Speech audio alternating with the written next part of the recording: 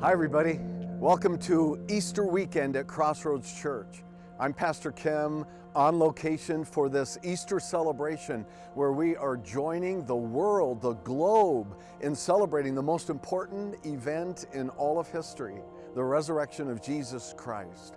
The event to which all of history has rushed and from which all of history now sees everything becoming new, blooming, because of what Jesus Christ did on Easter Sunday morning, raising himself from the dead, walking out of that tomb absolutely alive. It's what Christians celebrate all around the globe, the most important event in all of history, absolutely catalyzing in the resurrection of Jesus Christ, bodily from the grave, the one who came to say and do tremendous things, outlandish things, eye-popping miracles, and the one who claimed to be God and who said he would die on a cross with the sins of the world on him, be buried in a tomb, and then raise himself from the dead on the third day and walk out absolutely alive. And that's what Jesus Christ did. Absolutely historically verifiable, as historically verifiable as any fact we know from history. This is what we celebrate on this Easter weekend. 4 of eyewitness accounts are recorded for us in the Bible. Matthew, Mark, Luke, John, all 4 of them record the resurrection of Jesus Christ. Our favorite, my favorite, and the one we go to very often on Easter weekends is John's account in John chapter 20. It's colorful, it's full of life, full of vibrancy. And so on this Easter weekend, I'm going to read the account of the resurrection of Jesus Christ out of John chapter 20. Now, on the first day of the week, Mary Magdalene came to the tomb early while it was still dark and saw that the stone had been taken away from the tomb. So she ran and went to Simon Peter and the other disciple, the one whom Jesus loved, and she said to them, "They've taken the Lord out of the tomb, and we don't know where they've laid him." So Peter went out with the other disciple, and they were going toward the tomb. Both of them were running together, but the other disciple outran Peter and reached the tomb first. And stooping to look in, he saw the linen cloths lying there, but he did not go in. Then Simon Peter came following him and went into the tomb, and he saw the linen cloths lying there, and the face cloth which had been on Jesus' head, not lying with the linen cloths, but folded up in a place by itself. Then the other disciple, who had reached the tomb first, also went in, and he saw and believed. For as yet they did not understand the scripture, that he must rise from the dead. Then the disciples went back to their homes. But Mary stood weeping outside the tomb. And as she wept, she stooped to look in the tomb, and she saw 2 angels in white sitting there, where the body of Jesus had lain, one at the head and one at the feet. And they said to her, "Woman, why are you weeping?"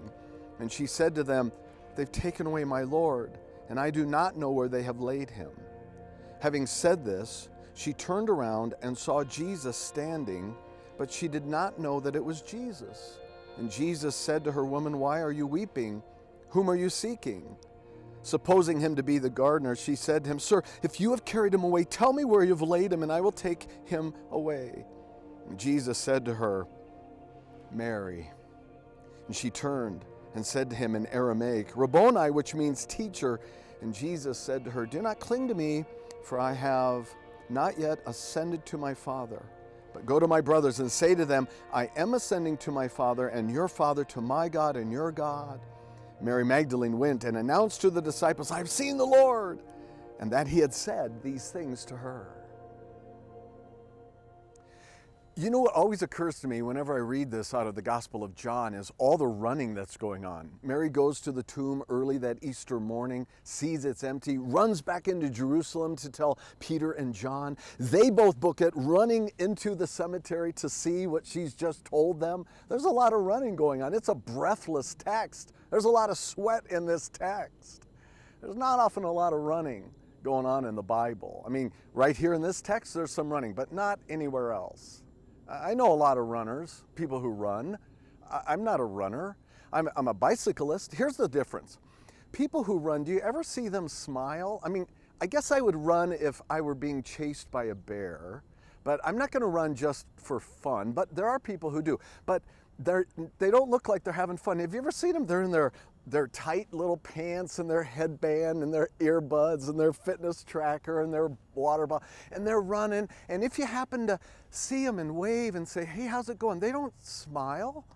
My daughter ran cross country for a couple seasons. We'd go to these cross-country meets, and these kids, these high school students, they're like running for 30 minutes, and it's agony up and down these hills, cross-country, and we're cheering them on. You go! We even yell out their name. They might look at us. They don't smile. Years ago, we bought a treadmill, and I got on that treadmill thinking I would be a runner, and I ran for 30 minutes. I ran hard, and then I looked down at the timer, and I'd been running for 4 minutes. People don't smile when they run, but running is a favorite activity of many for holding down the waistline and upping the heartbeat. And it's a good activity. You just don't see it happening much in cemeteries. What's interesting about this story is that this event that John is recording is happening in a cemetery. It's happening where people are buried. There's not much running going on in a cemetery because in cemeteries, people are heavy-hearted. There are people walking through the grave markers at a cemetery. They're not running. I've been in cemeteries a lot, and there's not a lot of running that going. In fact, I've never seen running really happening in a cemetery. People are heavy-hearted. Loved ones are being buried or are buried here. There's sobriety. People are thinking. There's a lot of grief. But I did see some running in a cemetery on a couple occasions, and it involved children. We were finished with the burial. The adults were all gathered over onto the side and talking, and the kids saw that as their opportunity. And I stood back and I witnessed this to get together and start playing. And pretty soon that playing turned into running. And they're running and having fun in a cemetery. They didn't have to carry the burden and the weight and the grief, or at least this is the way they were dealing with it. They were running, and there was a sense of joy, it looked like, these kids running in a cemetery. And so I wonder, as I read this text from the Gospel of John, if Peter and John and Mary, if they might be running because they have that same sense of something's happening, that same sense of anticipation, maybe not full out joy, but a sense of something that they heard might happen. Could it be? And so they're running, trying to find out. John and Peter, they book it from Jerusalem and they run to the tomb. John outpaces Peter and John gets to the tomb. And what does he do? He doesn't go in. He just looks from the outside into the tomb. He goes right up to the tomb and he looks inside the tomb. And you know what John does? He just believes. He just believes. John is the disciple who he says he calls himself the one Jesus loved. He had that relationship with Jesus. And John goes to the tomb and he looks in and it's empty and he believes. A lot of us are here on this Easter weekend. We're like John. We get to the tomb, we come to church, we come to celebrate the resurrection, and it confirms our faith. It's an aspect of our confirmation of what we already know, what we believe. The tomb is empty, he's alive. We're like John.